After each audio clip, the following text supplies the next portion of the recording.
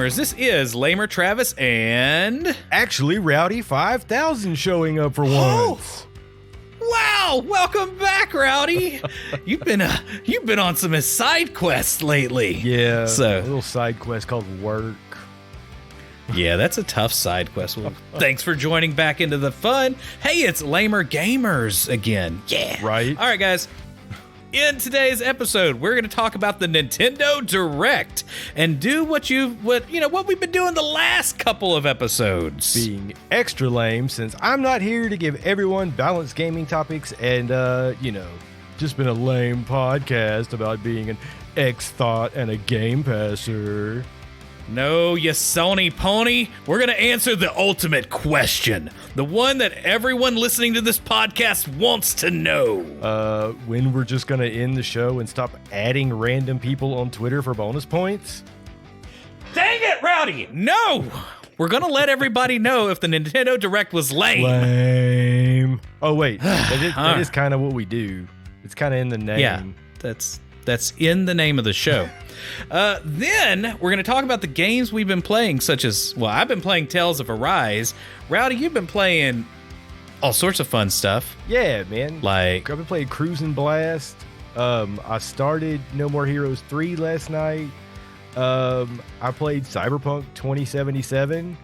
I need to start playing that. I've got some thoughts. And then I've been trying to play the new expansion for Ghost of Tsushima on PS5, and it's awesome. And I'm trying to convince him to play Psychonauts 2. It's gonna happen. Anyway, it's gonna happen. It'll happen eventually. Then we'll end the show with a special bonus points where we asked all you lamers out there, who would you put in the cast of the new Mario Brothers movie? Whenever I see new Mario Brothers, I have flashbacks from the Wii. Right. Whenever they just start naming, like, is it going to be the Super Mario Brothers movie, like the old Super Mario Brothers movie, but it's basically the same thing with new actors? Yeah, I don't want that. Anyway, all this and more coming up on the Lamer Gamers podcast. Cue the music.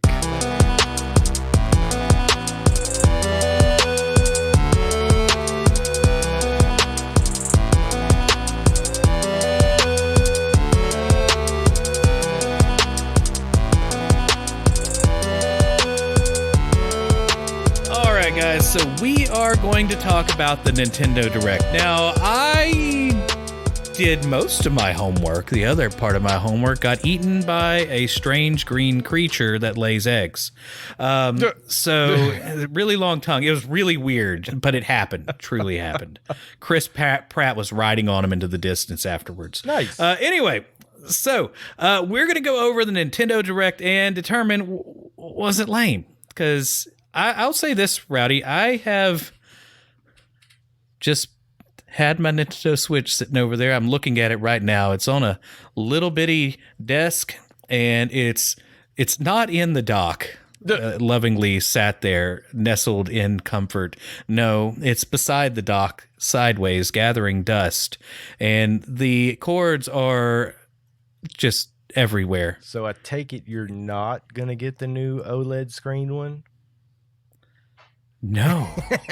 Why? No, I don't think there's going to be a huge problem with it. Maybe, I don't know. Just I want a Super Switch. Look, man, the OLED screen, it's gonna be awesome. But I play my Switch mostly in dock mode, so no point for me to get. So I guess the real question is: am I going to want to take my Switch, put the dock upright, make sure the HDMI is plugged back into the TV, and do some updates? And that's what we'll decide if it's lame or not. That's how I feel about it. I don't know what Rowdy's metric is for determining if this is lame.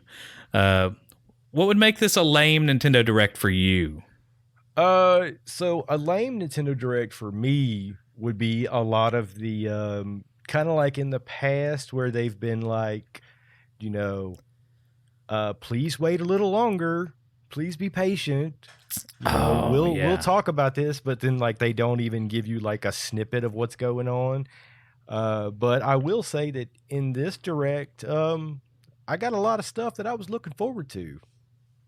I think I'm going to have to clean off the Switch, but let's start off with the first thing that they showed was some sort of dragon stuff, some dragon nonsense. I don't think there was gameplay. It looked like it was Monster Hunter Rise Sunbreak. Yes, so this is going to be an add-on for the new Monster Hunter Rise game that has been out on Switch that has gotten rave reviews. Me, myself, I am not a big Monster Hunter fan, but it has kind of had I don't even know if I would call it a renaissance in the past few years, but since Monster Hunter World has come out, like which was good. They've been like tearing it up. I mean, just every game they've released since World has just been selling like crazy. Okay, granted, all the old ones sold like crazy, but I mean, it's more popular now. You know, people that normally weren't into Monster Hunter are wanting to play Monster Hunter now. Plus, in Monster Hunter Rise, I mean, you get a doggo. Win-win, 10-10 game. You can pet. Can you pet the dog? Dude, you could ride on it. You could pet it. I'm sure you could feed it, everything like that. I think I played the demo for it. But again, you know, Monster Hunter, not really my thing. But I can see the appeal. So I'm a fan of Monster Hunter, but I am not a I want to say a hardcore Monster Hunter gamer, but I feel like there's only two types of Monster Hunter gamers. There are the people that will just spend 4,000 hours playing it, and then there are people like me that play it and just can't keep up with their friends. You can't technically be a casual Monster Hunter player. Like you have to be die hard about it. I don't think it exists. Now, I do love me some Monster Hunter. I think World, you know, they were talking about World being that they want the game to blow up, you know, and gather everybody in, and I think they really did that. Oh, yeah. Now, Monster Hunter Rise has been basically the portable version that is just as good, so I still haven't played it, but I've heard lots of good things, so I think maybe it's time for me to You should download the demo. Play Monster Hunter.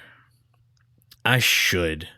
All right, Rowdy. So this next one I'm most excited about. Out of all the things, Kirby Automata. Wait, Kirby and the Forgotten Lands.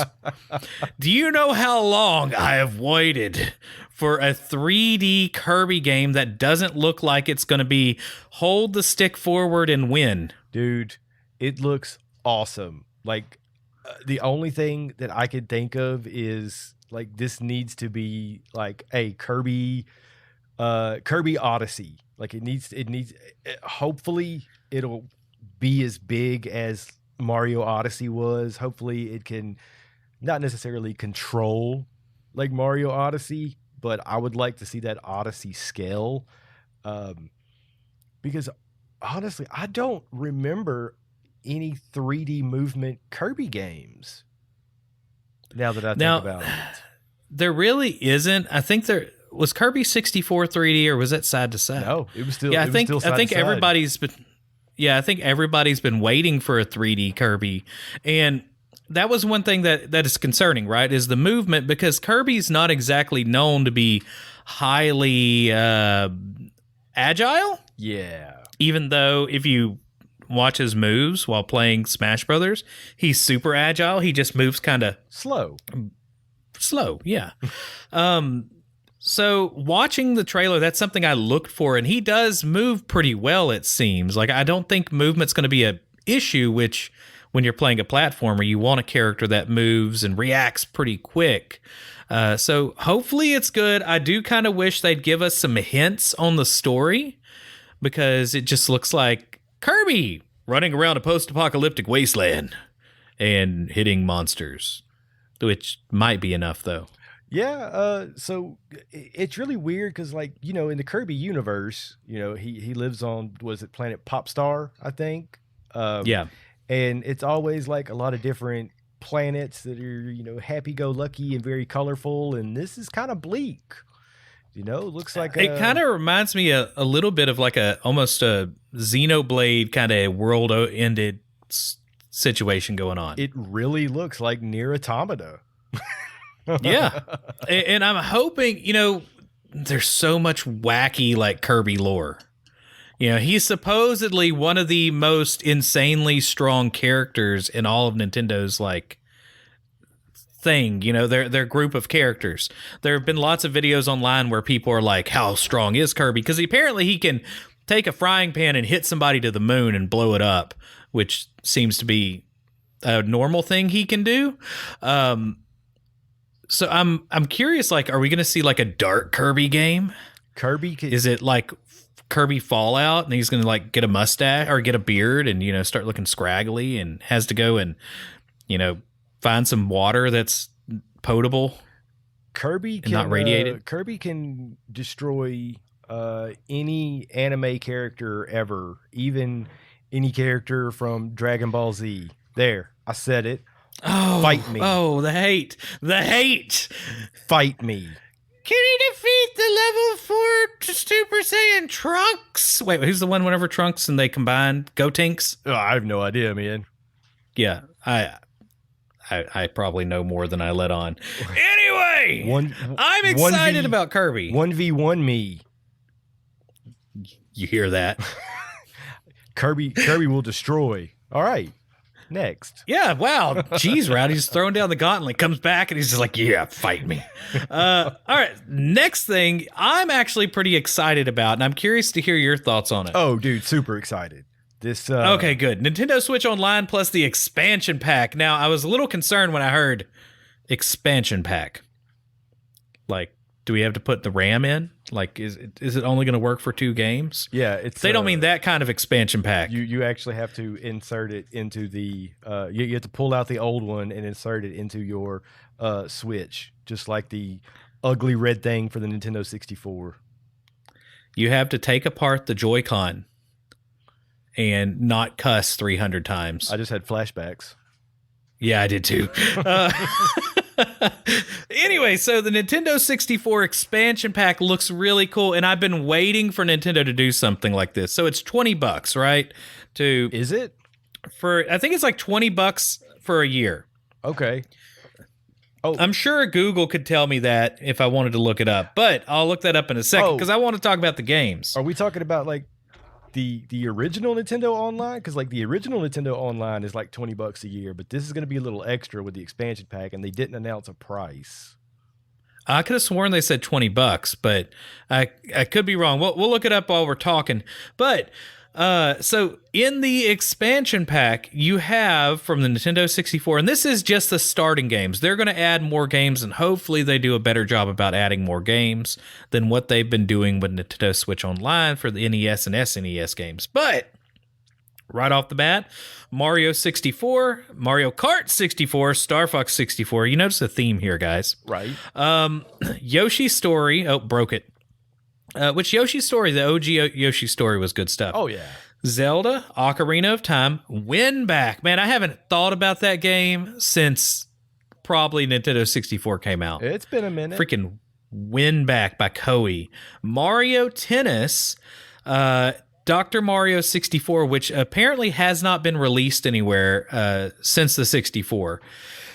I don't know if they're doing anything special, like why the 64 version of Dr. Mario was any better. And then there's some game that I don't really know. Like I'm looking at it and it's in Japanese. Yeah, so, it was a Japanese release only. I don't know what it's called. Yeah, everything in there's Japanese.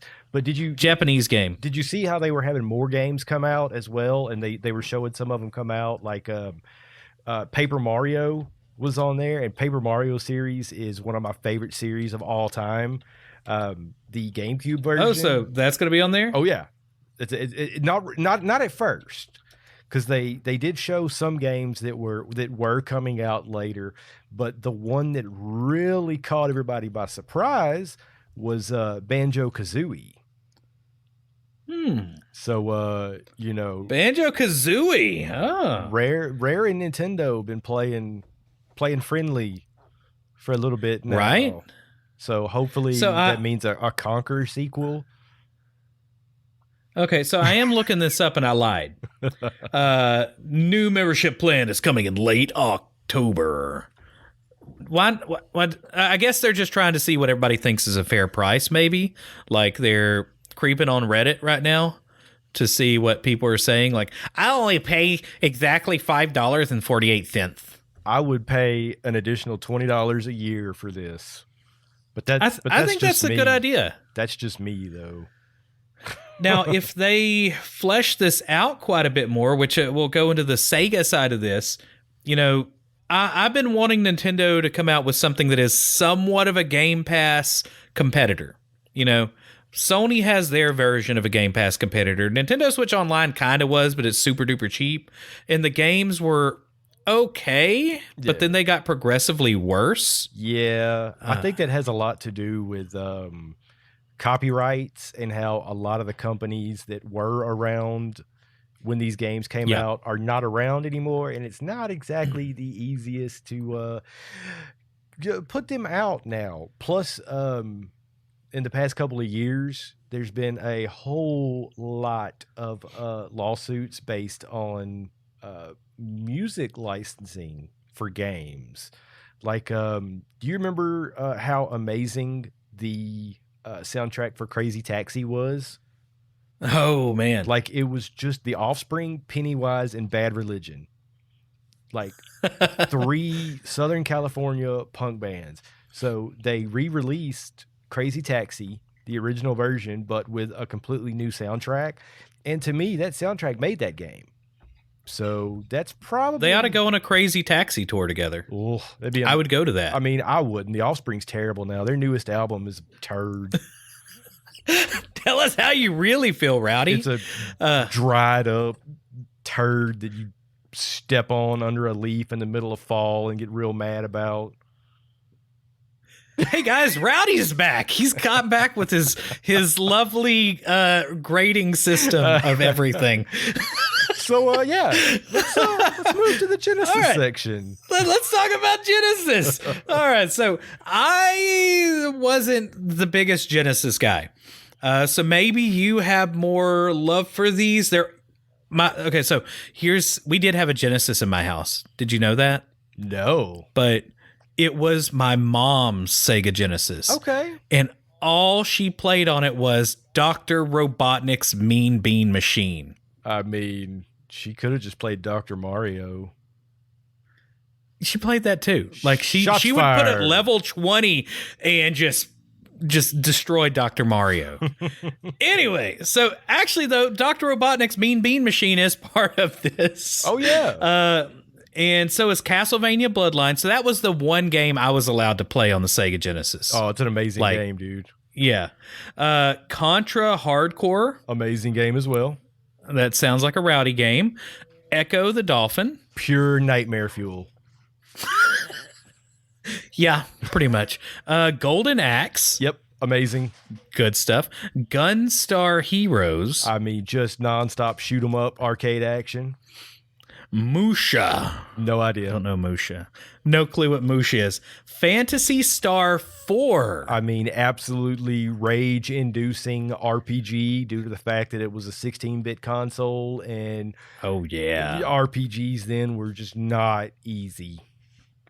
Rystar. Oh, more beat 'em up. Well, not really like beat 'em up, but side-scrolling arcade type action. Yeah, it looks like your 90s era side-scroller platformer guy. Oh yeah. Shining Force. I think that was another RPG.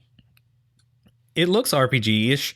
It looks like there's a dude with the cape and he's fighting skeleton guys on it and he's stepping on one. You know, very indicative of the art style of that time too. Shinobi 3, The Return of the Ninja Master. I remember playing Shinobi on Game Gear, and that's about it. Sonic the Hedgehog 2, they skipped one. That's weird. Sonic 2 was the far superior, though. Oh, yeah, Tails, man. Tails is better than Sonic. Yeah. I just want you to know. Fight him. Yeah. You can't. Sonic doesn't die. Oh, man. He comes back. It doesn't matter what... If they put Tails in Smash Brothers... He would win. Oh, snap. Nobody's ever thought about that, huh? All right. Watch that be the final character that they release. We'll talk about that in a minute. Streets of Rage 2. Amazing. and Strider. Strider's a really good side-scroller, arcade type beat 'em up. Yeah, so those are the games, and then they are also selling a Nintendo 64 controller and a Sega Genesis control pad. Have you seen that yet? Oh yeah, like they've already got my money. They don't know it yet. Okay, I was about to say Rowdy probably pre-ordered these already. I mean, you can't pre-order them yet, but the one thing I do like about it is that you must subscribe to the service before you could place an order for these.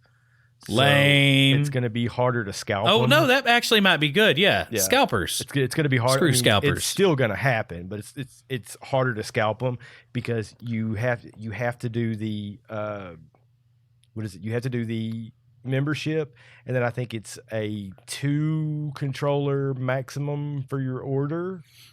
Because that's what it was when I ordered my Super Nintendo controllers when they announced the Super Nintendo online version. So I can see purpose in buying the Nintendo 64 controller. Mm-hmm. I don't see the point in buying the Sega control pad, to be honest. Just for the feel of it. I mean, I guess you could easily use, a Joy-Con for it, but it's basically the feel of it, man. Like just the weight of that Sega Genesis controller, just how hefty and heavy that thing was, like the click of the A, B, and C buttons. Like those are some hefty buttons, man. So I will tell you this: if you don't know, America is getting screwed because the Japanese Sega Genesis control pad has 6 buttons. Oh yeah. Lame. Oh, okay. So that was another thing back then, man. So to play some games, you actually had to buy the 6-button controller. Mm-hmm. Like I want to say like the Mortal Kombat games, like you had to have the 6-button controller. That's the first time I could ever remember like having to buy a new peripheral just to play a game. And then Nintendo saw that and was like, "Oh, let's do that for we every can do game. something about that. Let's do that for every game." Here's a bazooka for your Super Nintendo. Oh man, that Super Nintendo scope. Super Scope I wanted one 6. of those so bad. Yeah, I never got one. Did you get one? Oh yeah, it was terrible. You had to like control with it too, huh? I mean, no, you didn't really have to control it because the only games that really came out for were on-rail shooter type stuff. Mm-hmm. It was just really hard to aim with it. I bet, because it wasn't as easy as the Nintendo Zapper. Oh, the Nintendo Zapper was the stuff. All right, so that I'm excited about the expansion pass. They better not come out with a price of like $60 a year though. I don't think, unless they do a monthly cost situation, I don't think people are going to buy it. Right. But Nintendo wants all that money up front. They don't want to do a small monthly fee like Sony does, like Xbox does. So we'll see. Next up, Rowdy, Splatoon 3 was shown. The Return of the Mammalians. So I put fuzzy tentacles ... ew as my notes. That's all I got. Yeah, I think it looks cool, man, like with a lot of the new weapons, but I kind of have this love-hate relationship with Splatoon where when it first comes out, I absolutely love playing it. It's kind of an even playing field for me, and then everybody gets super good, and then I'm terrible at it, so then I hate it. Oh, yeah. Well, I would play it almost like I'd play with some people that were competitive with it, and I love the heck out of Splatoon. I'm excited about it. Some of the, like you said, there were some new things. Like there was a little robot that ran around and turned into a ball. There was a new weapon that you could use as a grappling hook and stick to objects. Oh, yeah. And fly ahead. There was some cool looking stuff, and the story mode that they hinted at looked fun. It looked weird as heck though. I don't like it. I don't like the art style where you're combining tentacles and fuzzy things. I just don't. I hate it. I hate everything about it. I hate what it's good. No. Anyway, so that's my thoughts on Splatoon 3. I can't wait to play the game, but I'm scared. Don't look up anything about Splatoon 3 until the game comes out. God, no. Don't even think about it. Next up, Bayonetta 3. Take my money. Seems like a thing you'd... Take my money. Already sold. More Bayonetta. I mean, Bayonetta is one of... I may not say one of my favorite games of all time, but it is a game that I will buy day one, no matter what. If you are a fan of 3D beat 'em up games, if you like the Devil May Cry series, Bayonetta is for you, man. I mean, I've loved every single one of the games so far. Bayonetta 2 kind of got the shaft because it was only out on Wii U pretty much. It may have been released on PC since then. But Bayonetta 1 was the only one that really had mass release. But Bayonetta 3, man, super excited. I'm going to have it day one. And, dude. I wonder if it's a Nintendo exclusive, right? Basically, it got made because Nintendo gave Platinum Games the money up front. It was like, all right, now make it. Here you go. All right, next up, Mario Party Superstars. I am excited about this game. I'm just trying to figure out who all is going to play it before I figure out if I'm going to buy it. I mean, I'm going to play it because the Nintendo 64 was basically the best of the Mario Party games, and this is a best of Nintendo 64 Mario Party game. It's bringing in, 5 maps from the Nintendo 64 Mario Parties. A lot of the games, they're probably going to take out the one that destroyed everybody's hands. Yeah, but at the same time, I feel like I need the Nintendo 64 controller just for those. Just to bring back that feel. Oh my God. I need to feel the blisters of my childhood on my palm. Oh my from, God. Wah, and the dust that comes out of the center of the joystick as it slowly loses its sensitivity. I didn't think about that till you said it. Yeah. So that'll be cool if it's compatible with it. We'll see. Now, whenever it comes out, we gotta party. We gotta get the wives involved. Oh yeah, I'm all about it, man. Because they'll win and they'll gloat over it, and we'll be like, "Oh yeah, you're the best." Divorce lawyers on standby. You're the best at games. Oh yeah, and then whenever the stars go the other way, divorce lawyers on standby. Good point. All right. Next up on the list, they had the Isle Dragon Roars. This is a card RPG, and it's made by some dude named Taro. It has Nier Automata series veterans Yasuki Sato, Kimihiko Fujisaka, I'm butchering this, Keiichi Okabe, and it's as if they're working in tandem with Exhibit, for all you boomers out there. And he was like, "You guys like card RPGs? Well, I'm going to put a card RPG inside a card game, and all the story is going to be cards, all the characters are going to be cards, all sorts of stuff is going to be cards." I heard you like RPGs and card games, so we're going to put cards in your RPG with more cards in an RPG. I bet you can only buy this with a card too. Watch it be digital only. So what's funny, man, is about this game, like when it started playing, or when the preview started playing, I actually thought that it was going to be a Nier game because of the music. I recognize that music style from all of the Nier games. And Taro, this guy you say Taro, that's Yoko Taro. Yeah, sure. He's the guy that created Nier. When you see him in interviews, he's actually always wearing a big mask that looks like a character from the Nier. moon. Yeah, I know what you're talking about now. That dude's weird. That's Yoko Taro. Like he's snap. I love his Yoko. games, but I will not be playing this game. It's something I might play. I don't know. Probably not. If it was Nier, if it was a card game based on Nier, I would consider it. But nah, I'm out. You know what I'm not going to play? Chocobo GP. Chocobo GP, like that is so not on my list of things to play. I mean, it looks like a decent Mario Kart 64 ripoff. I mean, the coolest thing to me about it is the weapon system. Because, like, in Final Fantasy, you start off with fire, then you move into... Then as you progress farther and, like, you upgrade your spells, it goes from fire to Fira and then Firaga. So you actually... Let's say you pick up the fire weapon. If you grab a second one, it makes it more powerful. You grab a third one, you have the most powerful fire spell. And then you could use it that way when you are racing.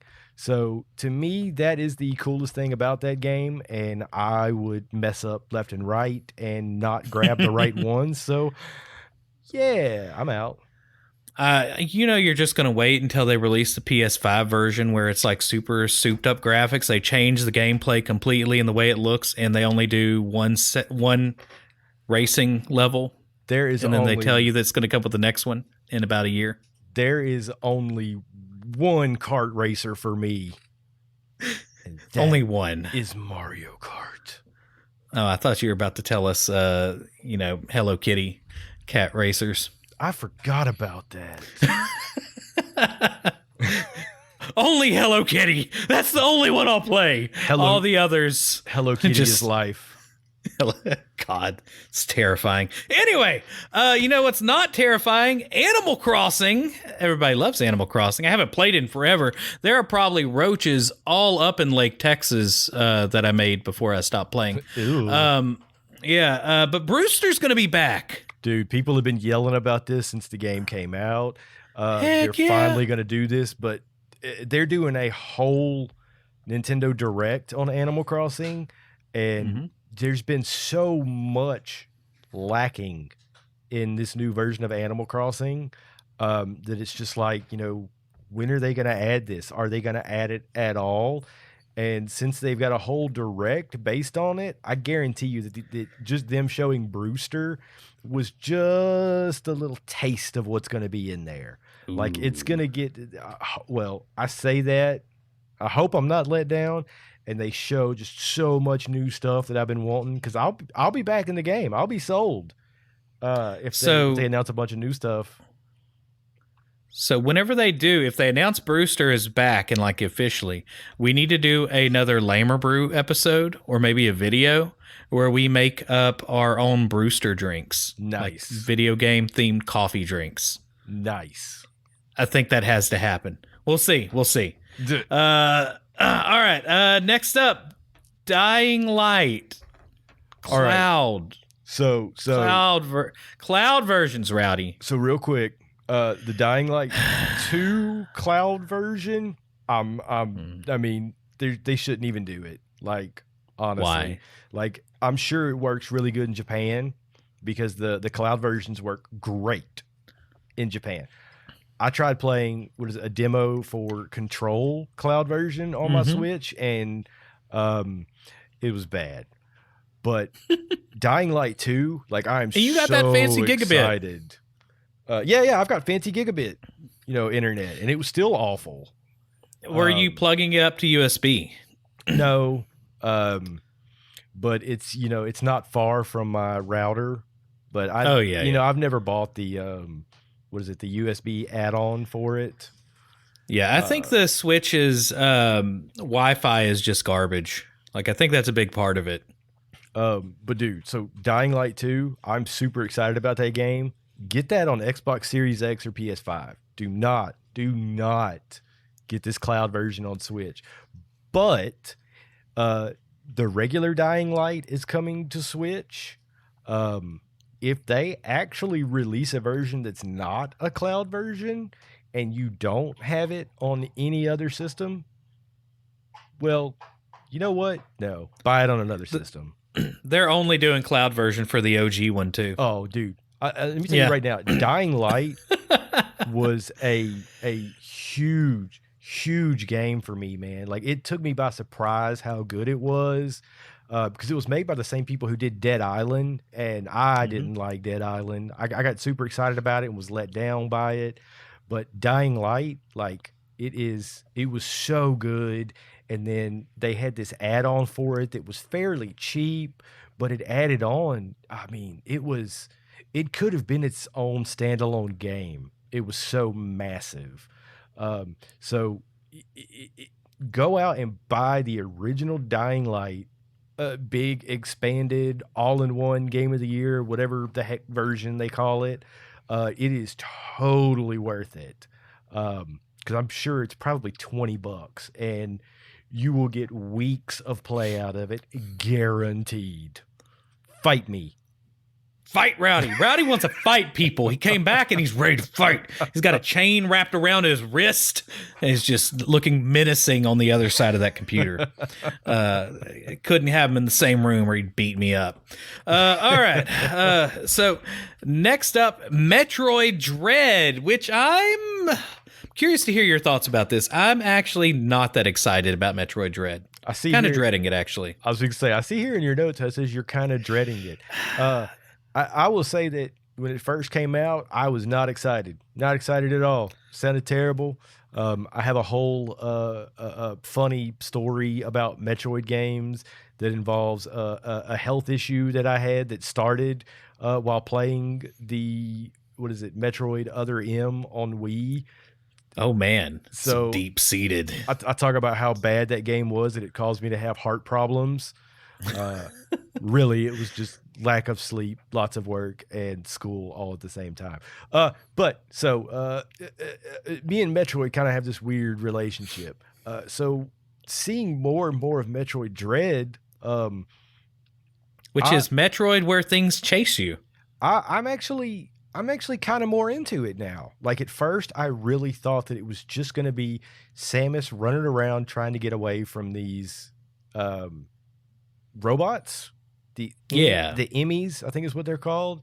And ain't nobody watching the Emmys nowadays. What you talking about?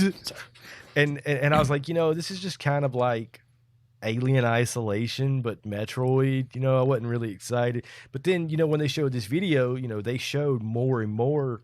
Like, it started to look kind of like more exploration and enemies like you would see in Super Metroid. And they're even, there's still a lot of lore with the Chozo people, or what I like to call them, the Chorizo people. Yes. Like, I don't know. I'm getting more excited about it, but I don't know if it's a, first day full price buy for me just yet. Yeah, I'll probably play it maybe. We'll see. I'll wait and hear what everybody else says. Definitely not a first day for me. Hopefully there's a demo. I want 3D Metroid. That's the thing. I want another Prime that isn't just doing, the darkness, the white side, what? The stuff you see in every other game by the time they do a third or fourth one. Well, they are doing the fourth Metroid Prime. I know, and they've been saying they're doing it, and then, what, has it been handed off to more than one company by now? It's just... It was given to one company, and apparently they just dropped the ball. So Nintendo took their ball back, and then they handed the ball off to Retro Studios, who did the first 3 Metroid Primes. Yeah, I heard they're dropping the ball too. Well, we'll see. They had to completely start over. Like, that's what happened. Yeah. They didn't use anything that the other company had. Like, they started from the beginning. That was kind of the thing. When they did this, they agreed to it if they could start from scratch, and we'll see. We'll see how that goes, man. Yeah, I should be more excited for it, but there's going to be other stuff that I would have higher up on the list for me. Oh, yeah. All right, next up, Castlevania Advance Collection is going to have Circle of the Moon, Harmony of Dissonance, Area, that sounds right, of Sorrow, and Dracula X. Seems like a cool collection if you're into Castlevania. I kind of would like to see a bigger, like, all-encompassing Castlevania collection, personally. So they've released quite a few Castlevania collections, which again, like you said, I would love to see like a giant one that just has like everything in it. Yeah. Instead of having to buy all these collections. But what's funny, man, I guarantee you the reason they're releasing this advanced collection is because the Castlevania advanced games that were on the Game Boy Advance, it was basically the first three that you listed, Circle of the Moon, Harmony of Dissonance, and Aria of Sorrow. Those were the three that were on the Game Boy Advance, and they sold, or they have at least have a huge like cult following. You can go on eBay, and like these games are selling for tons of money, way more than they should. So I guarantee you they put this collection together as a cash grab. But the games are really good. They all reviewed well. They stayed very true to the Castlevania experience. Now, this Dracula X Castlevania game, I want to say that was one that was only released in Japan. I could be lying. But I think that's why that one was thrown on there. But again, not one that I'm going to buy, first day, full price. But one that I'll definitely collect later. It's $20. I'm just looking at it because it's like, oh, is it on the Xbox? Because I kind of want to. I really like playing them with the auto HDR stuff. It's always kind of cool to see games like have a little extra pop. Oh yeah.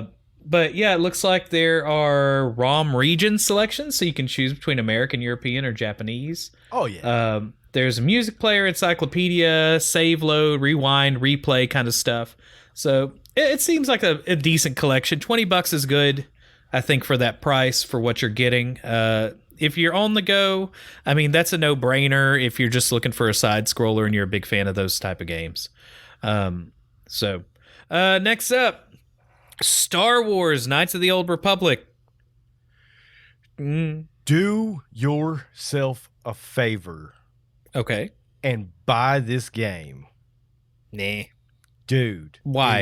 It is what put BioWare on the map. When it comes to Star Wars RPGs, this is the be-all, end-all of BioWare RPGs. You would not have Dragon Age, you would not have Mass Effect if it were not for Star Wars Knights of the Old Republic, or as some people refer to it, KOTOR. KOTOR.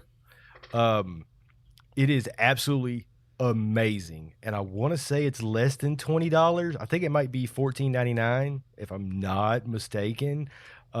This game is absolutely amazing. It had a crazy twist ending in it that was just awesome, and unless you own a Sony device, you're not going to get to play the remake that's coming out. So this is your best bet.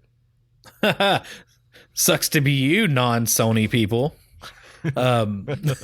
Insert horse noise for Sony ponies. Oh, people, there's somebody that's just like, I can't believe they did that. Right. I will eventually join the Sony cavalry sometime next year once their games actually start coming out for the PlayStation 5. So it's going to happen. I'll get a Series X once I can get one that's not scalped. Yeah. All right. Next up, Disco Elysium, the final cut. I'm interested in this game. I hear it's good stuff. It's CRPG without fighting, something like that. It got rave reviews, man.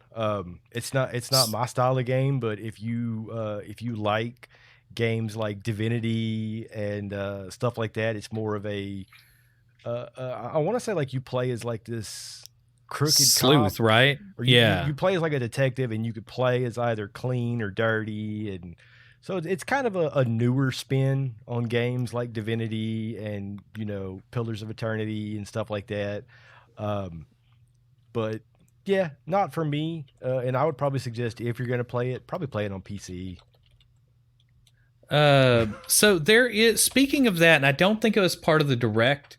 Shadowrun is getting a collection on the Switch. Yes. Get that. Holy cow, Shadowrun's so good. Nice. Like, have you ever played a Shadowrun game? I got a bunch of them in a Humble Bundle. Heck yeah, you do. Everybody owns this game somewhere from a Humble Bundle. And it was one that I was going to try and play once I get my Steam Deck in. Oh yeah. You'll probably get that in before the Xbox. It's true. It's so true. Ugh. But no, seriously, Shadowrun trilogy, it's good stuff. So it is like XCOM, like it plays that kind of way. But the story's really good. It's cyberpunk style. It's fantastic. Imagine high fantasy cyberpunk mixture. Oh, I'm just going to read what it says, Rowdy. Oh, the unique cyberpunk meets fantasy world of Shadowrun has gained a huge cult following since its creation over 30 years ago. Nearly 10 years ago, some dude named Jordan Wiseman returned to the world of Shadowrun, modernizing this classic game setting as a single-player turn-based tactical RPG. In the urban sprawl of the Seattle Metropolis. Metropolis? That's a word! The search for a mysterious killer sets you on a trail that leads from the darkest slums to the city's most powerful megacore. Yeah, it's good stuff. Nice. I like it. The Shadowrun Hong Kong was good. All of them are good. Go. You need to get it. Nice. I don't know how much it is. I want to buy this now, but I already own it. Anyway, I'm going to get stuck on that. Next up, ActRaiser HD. Did you ever play ActRaiser? I really liked ActRaiser for Super Nintendo. My problem with this ActRaiser is it's $30. Oh, so I never played ActRaiser back in the day. It's side-scrolling action platformer where you fight monsters with swordsmanship and magic. I almost feel like they want to add friendship. So it's actually a side-scroller? There's more to it than that because there are two different phases of the game. City building. Yeah, so it's like a sim and a side-scroller at the same time. So like there are different phases of the game where you play kind of as I guess a deity who is kind of building and shaping the land. You can, destroy areas with natural disasters and stuff like that. You could build up cities, and then in the side-scrolling part of the game, you can clear out areas that are inhabited by, I think, like demons and monsters and stuff like that, so that you can build in said area. So it's a mixture that I can't say has been done since ActRaiser. Or done right, at least. Well, I mean, with ActRaiser, it was kind of not done right. Oh, yeah. I'm sure Priti Molyneux just looks at that and goes, I want to do that. I wish. I wish. want to go to there. All right. Well, let's go through the rest of these pretty quick. Deltarune, New Chapter. Okay. Triangle Strategy is now March 4th. I'm totally playing it. Oh, yeah, I'll get that. Smash Brothers final DLC is going to be announced October 5th. What, Rowdy? Who do you think it will be? Don't even care. Yeah, at this point, I'm just beyond it. Like, it should be... oh, my God. You know who the last enemy in this Smash Brothers should have been? You know how it's always been like a master hand? Why didn't they ever make one that was that Nintendo glove? Right? Oh my gosh. Side note. Sorry. Side No, it's okay. I just don't care anymore. Maybe there'll be somebody cool, but I mean, I feel like it's gotten to that point, and I've complained about this on the podcast before. When a fighting game gets so many characters that you cannot, like, really jump into the strategic play of different characters because there's just too much going on, unless you're one of those people that eat, sleep, breathe, and lick a game over and over. I just... Ew. Yeah, I know. It got pretty gross. Anyway, so I guess, all right, so time to answer the question, Rowdy. Was the Nintendo Direct lame? No, not at all. It was good. It was good. It. The Switch is coming back. It's gonna be back near my TV again. There was a lot of stuff announced that I really liked. There was flashing, pretty colors. I was a fan. All right. So before we were going to do a lamer of the week, before we talk about games we've been playing, Rowdy, what's the lamer of the week? Because you said it's some sort of whack Marvel card game. Dude, it's a Marvel card game. I want to say it's called like Marvel Midnight Suns, which like the Midnight Suns comic series was really cool.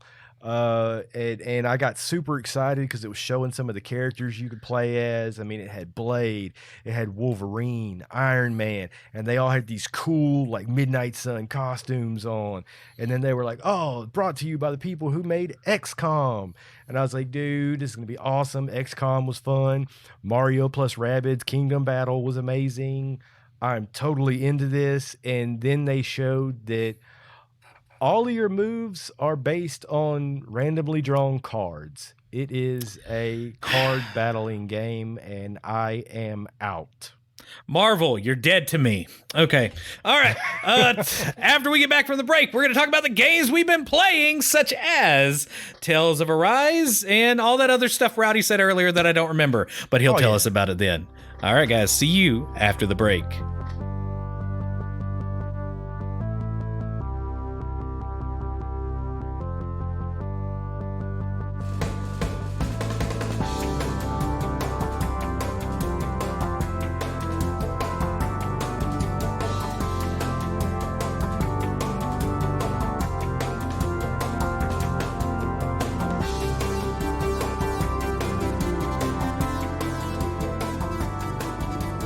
All right, so now we are at the games we've been playing, and I've been working like crazy. Haven't been able to really sit down and play many games recently, but I have been making the best of it with what I have been able to play.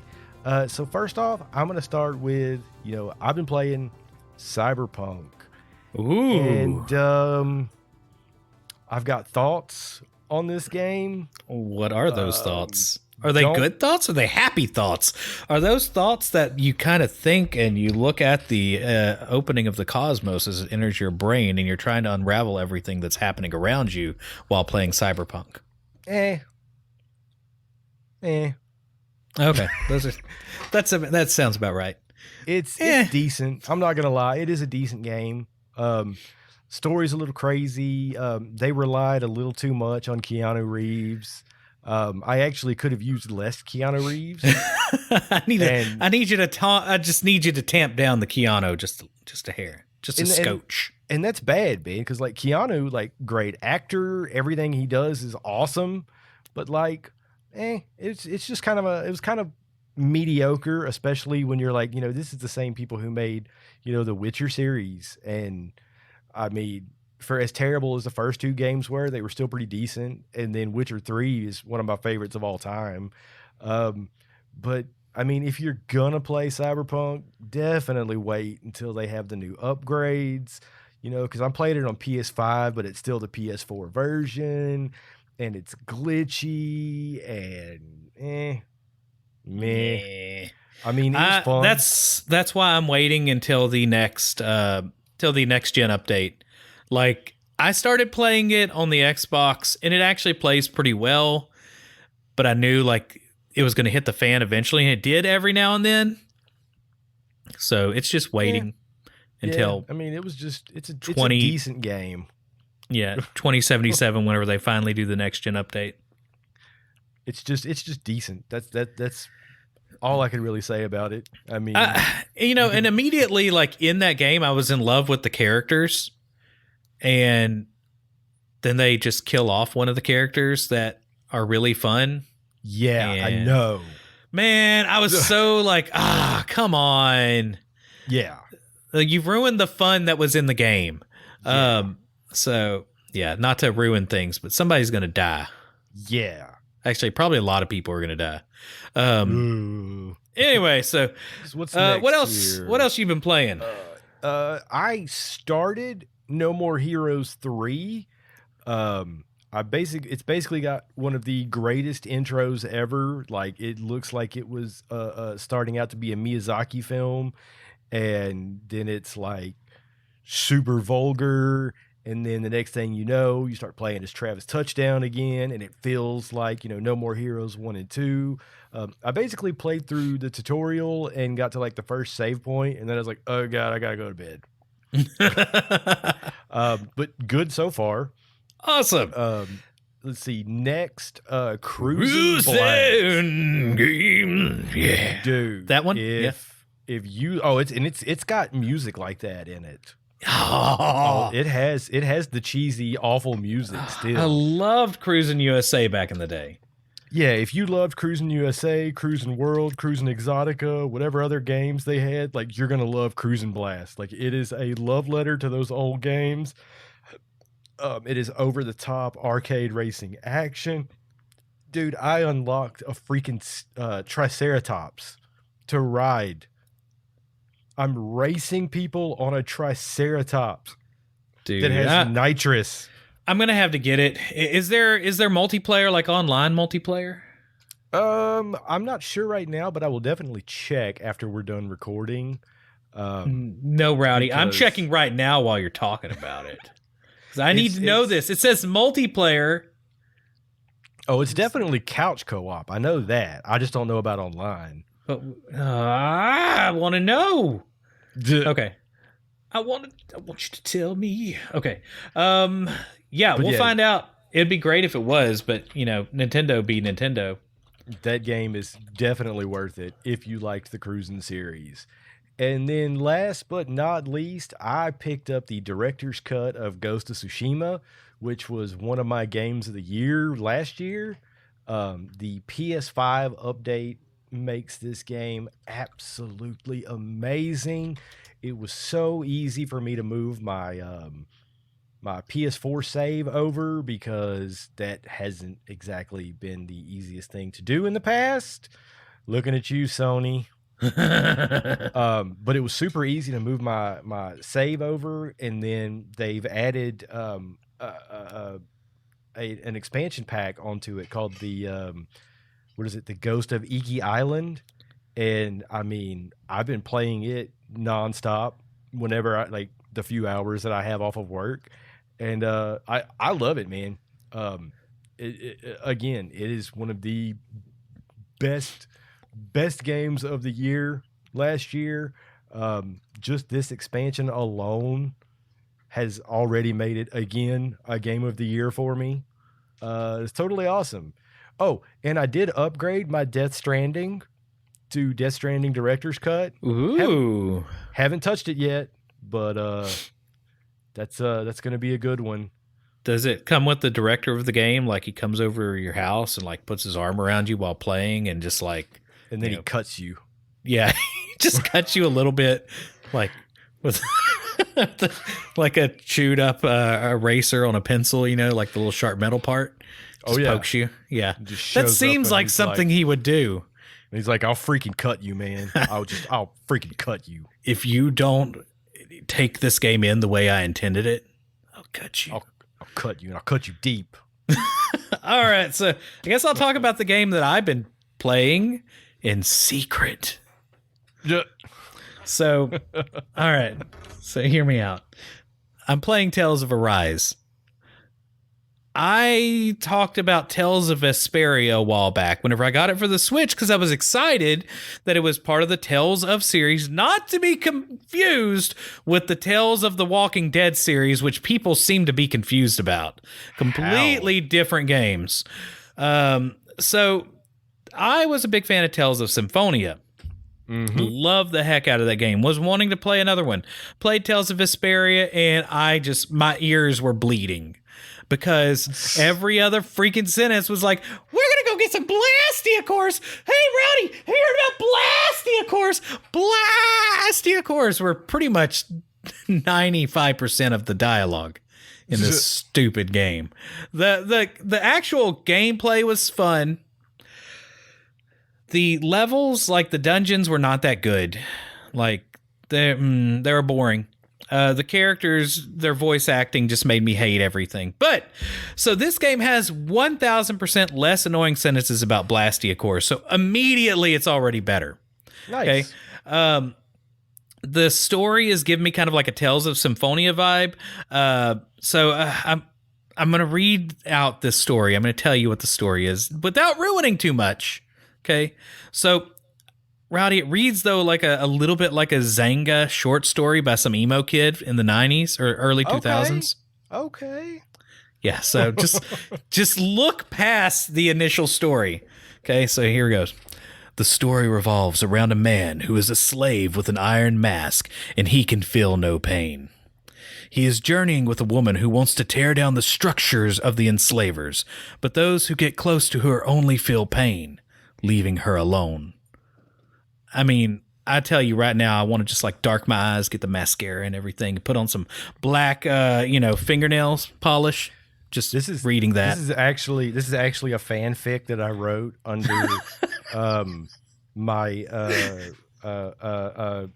ghostwriter name. It was capital X, lowercase x, bloody tears, razor, lowercase x, capital X. Oh man, so that's the thing. Like, that's the start of the game, and that's how they portray it. And it gets better. Like, at first I saw that, I was like, oh no, this is super generic. So basically, though, in the game, you're like going around fighting these they're like area bosses. They're lords, right? And they're siphoning the souls of all these people they're enslaving. And they use it, and they do like this big contest, I think every 10 years. And whoever gets the most, soul juice or whatever, is the winner, and he's like the Uber Lord, I guess. Anyway, okay. It's kind of like some weird, twisted, soul-sucking Pokemon game, but without Pokemon. It's more like people souls. Hunger Games. Yeah, it's Hunger Games-ish. But in general, like, the story's been pretty good. It is getting better. I'm in the third area right now. There's some surprising twists in it. It can be a bit stale at times. Like, you do have kind of those anime tropes all through it.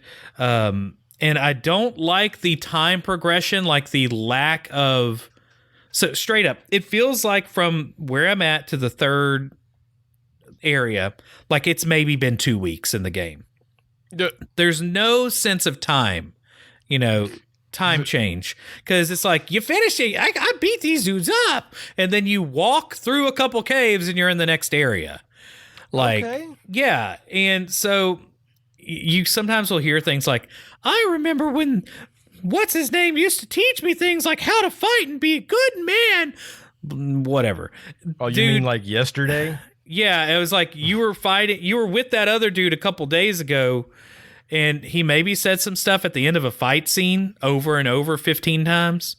And whenever I say at the end of a fight scene, Rowdy, what is the game that my wife hates the most listening to? You should know this answer. It's either Final Fantasy, 8 or Xenoblade Chronicles X or Xenoblade Chronicles. And the reason is because they don't stop yelling at each other. Here, fishy, fishy, fishy. It's rain time. And they yell out the names of their moves. They yell out if they're doing stuff. And then they tend to have the same catchphrases at the end of each fight. Yep. This game is exactly that, but sometimes on steroids. Yeah, that is a drawback to a lot of JRPGs. Yeah, but at the same time, like, I'm playing it, I'm all in it, and it's like, oh, okay, well, they're doing this move over here, they're doing that move over here. Like, it makes sense if you're in the middle of it, because they're auditory cues. But if you are married to the person that's getting all these auditory cues, you start having ruminations of wanting to slap them, apparently, because it's then a cacophony of just people yelling in anime. Your wife is gonna slap you and yell, "It's Robin time." I'll tell her that. She'll enjoy that. So yeah, I'm really enjoying it. I like the combat. It is straight up Tales of Symphonia, which is kind of like a 3D fighting game. You have 3 specials, you can chain combos, and you rotate out specials as you level up. But there are also like over limits. There are special moves you can do combos with other people. Like if you press a button, if you build up this meter, then it does this super like crazy anime Dragon Ball Z explosions everywhere attack and stuff. It's really fun. It is just visual craziness at times, and it's really pretty. The graphics are really cool in this game too, and they really like particle effects. Really like particle effects. Anime cell shading is fantastic on it. I wish it was an HDR, but it still looks really good even with the color usage. It's just, you can tell whenever they try to use super bright neon lights at times, and you can tell when they're not quite right because they look like they have white kind of washing them out. But anyway, that's me digressing. I like the game, Rowdy.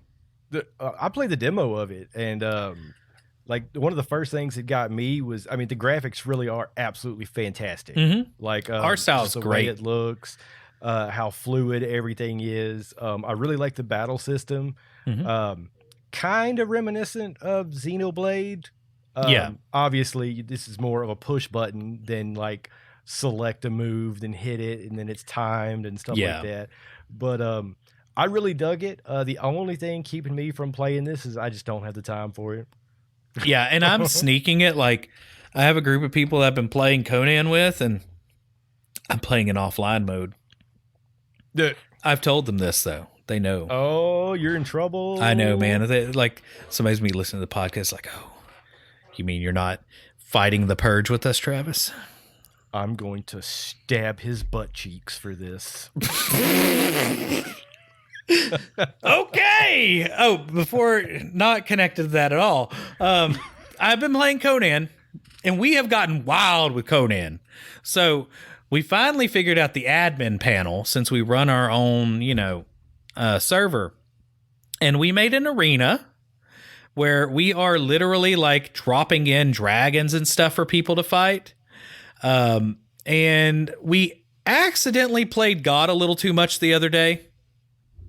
So we dropped in a shadow demon boss. Didn't know what it was. I'm pretty sure it was a glitch, but you couldn't see the shadow demon boss. Nice. And you'd be running around. It would just flip you. Just start beating on you. And there was no way to hit it. You could shoot arrows into it and see where it was at with arrows. We found that out after about 30 minutes. Trying to kill this boss inside the arena we built. And it was just murdering anything that walked in there. Like all the thralls that were like aggroed on it were like, oh, I'm gonna fight them. And then they promptly died. My thrall, which is currently named Hulkamania because he looked like Hulk Hogan post hair. Just the back hair thing hanging off. That's why it's called Hulkamania. It's called a skullet. The skullet, yeah. We finally figured out that you can kill all NPCs in the game with the touch of a button in the admin mode. And we had, it's kind of like whenever you're going to launch a nuclear weapon. Like, what are the repercussions, what's going to happen when we do this? Is it going to set things back right because we accidentally made the arena haunted by a shadow demon, like somebody left an Ouija board in the middle of the center and forgot to close off the gates? You know what? It's time to just leave it, build a new arena. That's exactly what I was suggesting. Like if people just walked into the haunted arena, hopefully they didn't let them out. Yeah. You know what? Just burn it to the ground.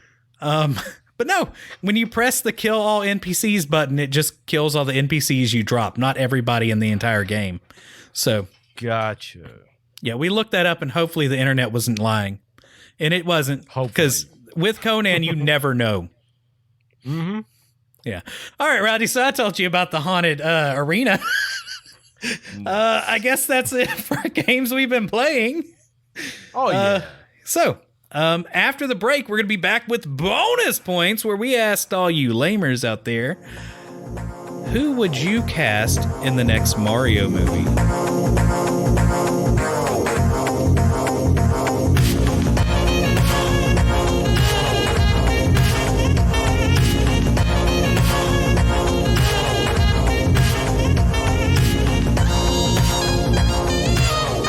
Before we start giving out some bonus points, if you like what we're doing, drop on by our Twitter at LamerGamersCast and give us a follow. That way you can keep up with us lamers, because there's always something going on, like a hurricane, tropical storm, another hurricane, snakes crawling in my dishwasher, random petrochemical plants exploding next to Rowdy's house. That hasn't happened in a while, right? No, it's been a minute. Been a minute, okay. And you can join in the fun by replying to bonus point topics we post up on our Twitter. And you can you can go buy us a coffee from KOFI and look for the Lamer Gamers. I need to check that. We might have some coffee sitting in there. I'm sure people listening are like, Travis doesn't need any coffee. That dude won't stop talking. And if you don't go do all this stuff, you could fight me. Yes, Rowdy will fight you. If you don't give him coffee. All right. So we have an interesting bonus points. Who would you cast in the new Mario Brothers movie? Now, this has been a controversial topic, surprisingly, because the dude playing Mario is very unexpected. Yeah. Chris Pratt, Mm-hmm. I totally forgot this was animated. So when all this started getting, announced, I was uneasy. Yeah. But then I remembered that it was animated, so I'm a little more okay with it now. Yeah, I think that's going to help. I do think he's one of the names you can attach to a movie that I think he has an air of family friendly to him nowadays. Even though his origins aren't quite that with Parks and Rec. Yeah. Dude, Parks and Rec was amazing with him in it. Oh, yeah. You gotta think about how he was the main character in, what was it, the Lego movie? Oh, was he? And the Lego movie was huge. He's Star-Lord in the Marvel series. He's the main dude in the newest Jurassic Parks. Jurassic World. He's even back for the third one for this Jurassic World trilogy. You really can't go wrong with him, honestly. Yeah. He's funny. Not who I would have picked to play Mario, but then again, he may do an amazing job. Yeah, he might. He does good roles. I think there is some issue with some people on Twitter just because they're not a big fan of the dude for various reasons I won't go into. But let's talk about who else is in this movie. I don't know a lot of these people's names because I don't watch a lot of movies, Rowdy. I play video games. Anya Taylor-Joy is Peach. She was the main character in The Queen's Gambit. That was a big Netflix show that came out not so long ago. Next up, Charlie Day as Luigi. This one, I think it's a brilliant casting.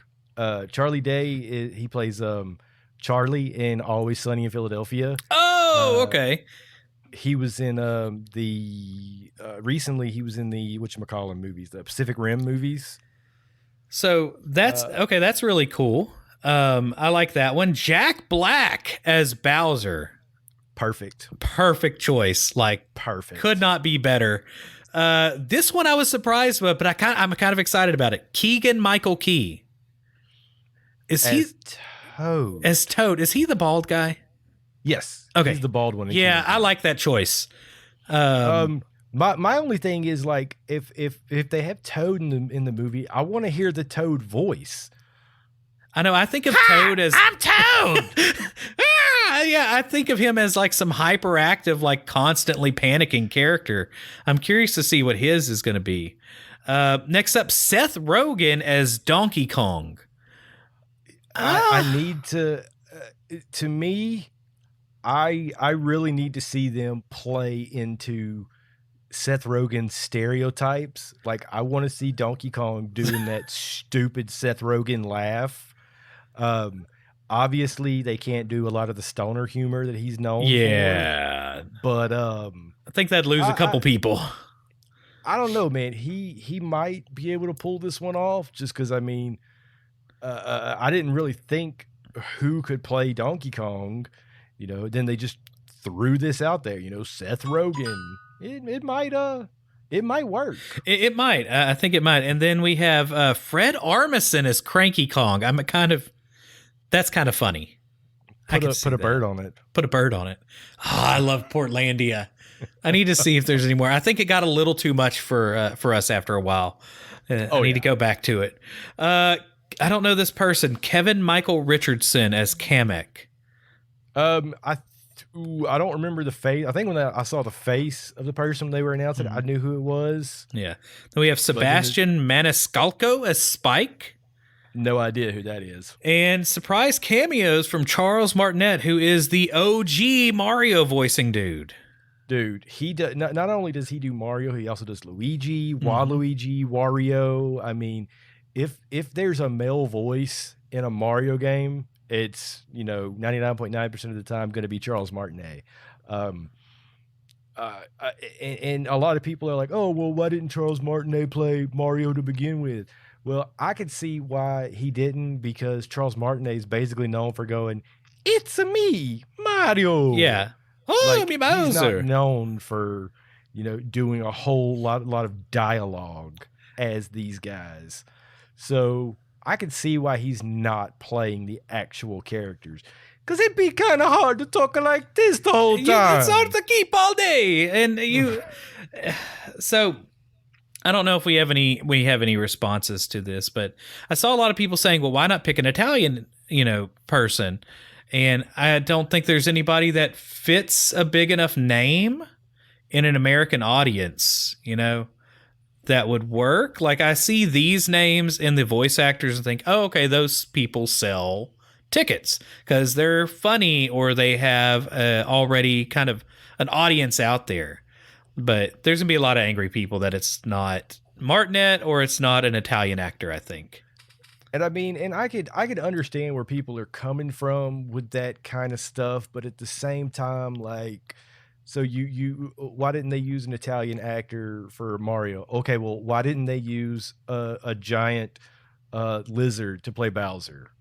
Good point, Rowdy. Never thought about it that way. Why didn't they use a monkey to play Donkey Kong? I mean, it's an animated movie. I mean, if it was like a real movie, I really do. I'm sorry. If it was like a live action movie, I would be fully behind this argument. Absolutely. But for this animated movie, and I mean, plus they haven't really emphasized Mario being Italian since like 1985. Oh no, he's far more Americanized. I think, and that's just basically because that's the biggest selling area, I think. But oh yeah. All right. Well, Rowdy already got us canceled. Let's go ahead and move on. No, I'm just messing with you. I know, right? Okay. Well, let's go ahead and start the bonus points. And Rowdy's bonus point is in here, so I guess we'll flip flop back and forth. Actually, let's get you to start with New Dad Gaming Podcast at New Dad Gaming. What did they say, Rowdy? They just said a person to cut a trailer. Yeah. That would have been nice, but I can understand, like, hey, let's put this out here. That's still worth a teaser. People are excited about it. Oh, yeah. All right, so we have at the Midwest Meltdown podcast, at Meltdown Midwest, they say, so we're a little split. Josh likes Chris Pratt because, well, he loves him, LOL. I, Zach, am still iffy. Like, if he pulls off the voice, same for Charlie Day, this is going to be the best video game movie to date. But that's a big if. I mean, I could see that. I still think they should have cast John Leguizamo. Yeah, just have him back as Luigi. Just to put him in it, just to do it, just to tick someone off. Oh, it would have been awesome, man. All right, hey Rowdy, can you read Rowdy 5000's? Oh yeah, comment, man. yeah. This is a good one. I think that the whole movie and soundtrack should be done by Tenacious D. Kyle Gass and Jack Black do every single character with no less than 12 musical numbers. Oh, and instead of animated, it's just them picking up the figures and shaking them as they do the voices. That's fantastic. Like, I saw that, as like, Rowdy, that's the best answer. I would watch that, like, just as like a little short, though, Oh yeah, not a whole movie. Yeah. So Omega C Studio, who does some fantastic art on Twitter, check us out if you like video gaming art, said Amiibos or McDonald's Happy Meal toys of Mario characters. Dude, do you remember the cool Mario ones that would like jump Like the little spring-loaded things and stuff from back in the day? Dude, weekly, I would beg my parents to bring me to McDonald's so I can get them. So many chicken nuggets. So many. So many chicken nuggets. All right, what'd you reply to that one? I think they should combine that idea. Amiibos that are only found in Happy Meals. It would cause nationwide madness. Like when McDonald's put Pokemon cards in the Happy Meals. Would basically be like that scene in Ghostbusters where they release all the ghosts, but with people. That's fantastic. All right, so Japan Lover 79 put, now this is where it gets scary. It would be like the Szechuan sauce incident all over again. Hold on. I feel like I need some Szechuan sauce, like sirens for this incident going off in the background. That's going to be edited in here, hopefully. If not, use the magic of your mind for the Szechuan sauce incident. So, though, with Happy Meals, you just go in there and say, can I have this many? I've never scalped them, but my mom collects them. Yeah. Yeah. So... Dude, this in here, it looks like they go in to explain the whole incident. Yes. You know, when they brought it back because of Rick and Morty, and you can look up some very cringe-worthy videos of people in McDonald's freaking out over Szechuan sauce, jumping up on counters, yelling stuff like I'm Pickle Rick and ripping their shirts off. Oh, no. Dude, it makes me embarrassed to be a human. I'm not that big of a fan of that show, but I know I could be crucified for that. It just wasn't my thing. I love the show, but hate anyone that says, oh, you have to be smart to understand it. Man, get out of here. Get out of here. All right. Next up. So Japan Lover 79 does his own one. Says he loves Chris Pratt. He's my favorite motorcycle riding, raptor taming space hero, but I don't think he should voice Mario. I feel like an Italian actor would be a better choice. There are a lot of foreign voice actors that dream of roles like that. So do you want to put my reply? Yeah. But what about taming a T-Rex on a moped? Can another actor do that? And Travis placed the a little picture of, you know, in Mario Galaxy when you get chased by a T-Rex. I'm sorry, yes, Mario Odyssey, when you get chased by a T-Rex on a moped in New Donk City. Which was fantastic. I want this scene in the movie. Like, I want it to be Mario Odyssey based. I always thought that Odyssey was Pixar level. This would be fantastic. So Japan Lover 79 replied, good point. Only Chris Pratt can ride a motorcycle with dinosaurs. See? Side note. He might have been facetious, but I'm taking this as a win. Side note. I want to see a mover of Homer's The Odyssey done with Mario characters. I'd be okay with this. I mean, it was a little bit, but not. I don't remember Peach making a tapestry, but that should have been in there somewhere, just like hidden.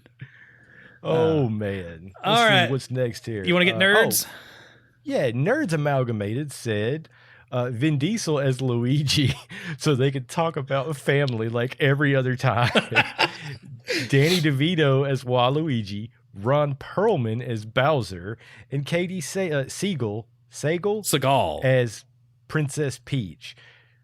She's the one from, what is it, Married with Children and Sons of Anarchy. Oh, that'd be fantastic. Oh, yeah. Mario! Oh, and she does the voice of Leela in Futurama. Oh, and she was fantastic as that. Oh, yeah. She would be a great one for that. I don't know how I feel about her being Princess Peach, though. I feel like she'd need to be someone else. Like, maybe if they brought in the Koopalings and Wendy. She could be Paulina from the Paulina. New York City. Paulina would work. I think that's all right. So at Delta Luke, that's a new listener, says, let me make sure I got them loaded up. I need to make sure where they're from, just in case they're a podcast. They said, it just says, follow me because it makes me happy. All right, then. Delta Luke says, heard someone say Danny DeVito as Wario, and honestly, yes. With how guado crazy the current cast is, I wouldn't doubt they would do something like this. Lol. I like that one. Shikaka. Oh, man. So there's side quest, brain thoughts. There's a white bat demon in Conan. I call him Shikaka. Nice. You eventually turn him into a staff that tries to tell you things. It's weird. Nice. Yeah. All right. So that is the first round of replies. On bonus points, I like what I'm hearing. Let me go back and take a look at the other ones. And then our boy Tony has also retweeted this out and got some on his. All right. Anthony Shelton, who is... I don't know why my stuff is showing up. I know he is our friend that is over with Twitter being slow. The producer and editor at Gaming Trend says, I don't know enough movie actors off the top of my head to answer this. I'm sure anyone Hollywood could actually fit. Sad answer. Chicken Mine Nuggets also has no idea. But do you want to get the Gaming Goomba on YouTube? The Gaming Goomba says Charles Martinet, and there is no other right answer.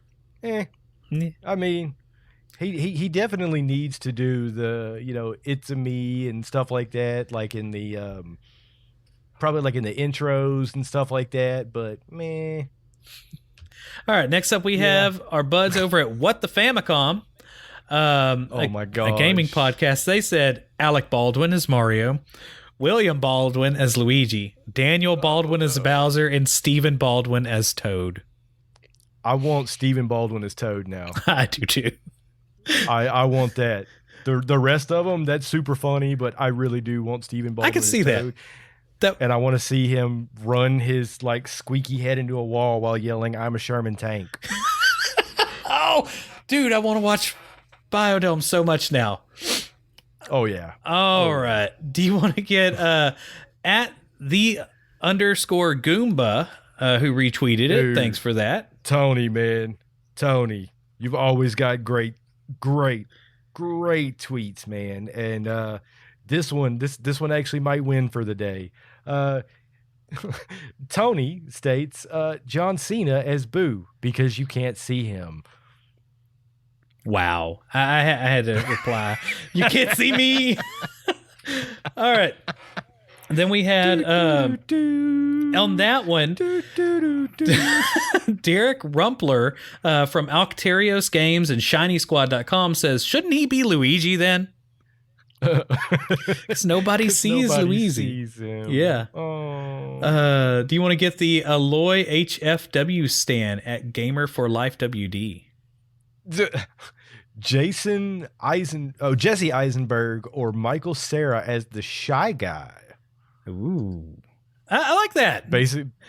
Tony says basically like real life. Yeah, then. Michael Cera would fit. Jesse Eisenberg might be a little too much. Who needs to play the Shy Guy is me. Rowdy. Wow. You do need to play this. Nintendo.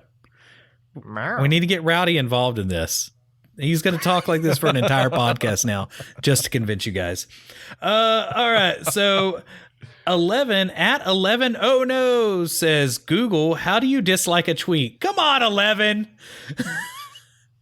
I'm lucky you can't, to be honest. Come on, 11. Ah. Oh, all right. Do you want to get Jack Murphy with ADR Media at Jack CB Murphy? Yeah, so this is still, talking about John Cena as Boo. It says, actually, sounds like something they would do. And Tony agrees. Yeah, and Gani7789 just says, clever. It's a clever girl. I was fixing to say, they should have done the a picture of the Raptors and then put clever girl. All right, so we had one more that reached out to us in our community hangout on the Discord.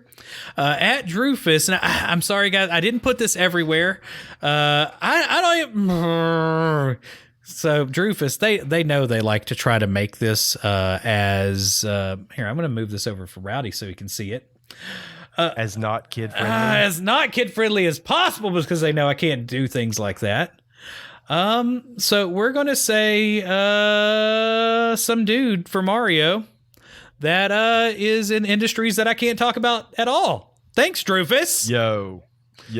And he's sleazy. Yeah. I've actually seen photoshops of that man as Mario, and Same here. Now he does come through though after he makes a bunch of jokes. Says Danny DeVito would be a great Bowser. Dude, Danny DeVito would be so great in a lot of these roles. Like, I really wanted to hear Danny DeVito as Detective Pikachu. That'd be kind of. Oh, I remember that. That was great. I was hoping that would actually happen. Dude, the person who on YouTube put up a video of Danny DeVito's Always Sunny in Philadelphia voiceovers with clips from the Detective Pikachu game were, it was so hilarious, man. I laughed so hard. Dude, guess what? So good. That's it for bonus points. I think there are still people commenting on it. If you want to add to it and you're just now listening to the podcast, which is probably going to hit Tuesday, which is definitely going to hit Tuesday. There's no way I'm editing this tonight. I still got lesson plans to do. Yeah, join in. Put your thoughts out there. We will respond. Hey, Rowdy. Woo, Rowdy's What's back. up? Yeah. Welcome back. Thanks for joining in this week. Hopefully we'll get to see you in a couple weeks when we do the next one. Right. So if you think of any side quest episodes you want to just do, let me know and we'll figure it out. Will do, man. I do know we are going to do I'm going to get Skylar to join in the future to talk about the Conan Exiles update and do an Is It Lame for that, because we have some things to talk about that may or may not involve ghost demons that haunt the arena. So that will be coming up. Otherwise, though, just kind of seeing what's going on. Like, I haven't really planned anything too far in advance. I think at this point, I was just kind of like a how-to podcast, make, do things. And then Rowdy was available, so I was like, yeah. For the first time in the history of ever. All right, guys. Well, that is it for the day. Rowdy, you got anything else before we close off the show? No, man, that's it for me. All right, guys. We will see you next time. Thanks for listening in, and you guys have a great day. Deuces. Oh, it's the Lamer Gamers Podcast. Bye.